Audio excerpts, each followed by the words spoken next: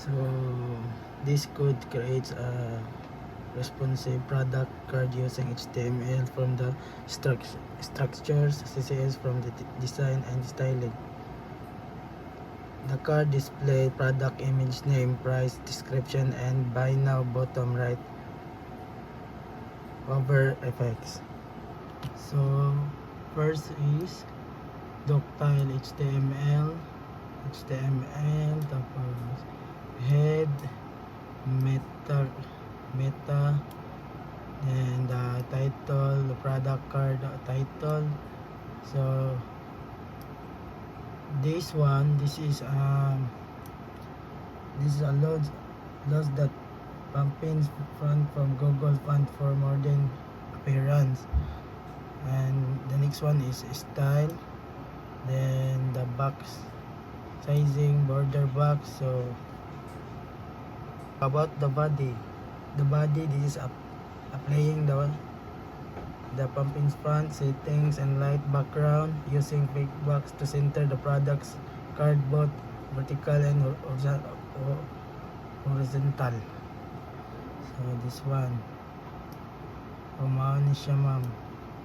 So the next one is the card. So this is the card.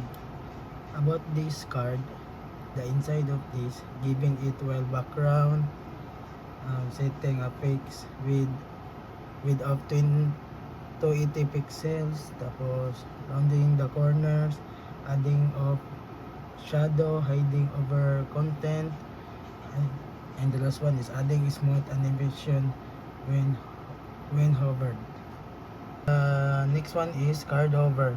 So this is the card moves upward by 8 pixels. The shadow becomes larger, creating live fitting effect. So the next one is card image. So this is the width 100, height 200 pixels, object, cover, and display black. So the next one is card body. So this is the card body, margin, the font size, the font width, color. So the next one, this is the price, the description, this one, this is the buy bottom. This is the making it span the full card with adding the comfortable pending, removing the difficult border, rounding the corners using a green background with white text, changing the cursor to pointer, adding the smooth however transition. So this is the about buy. This is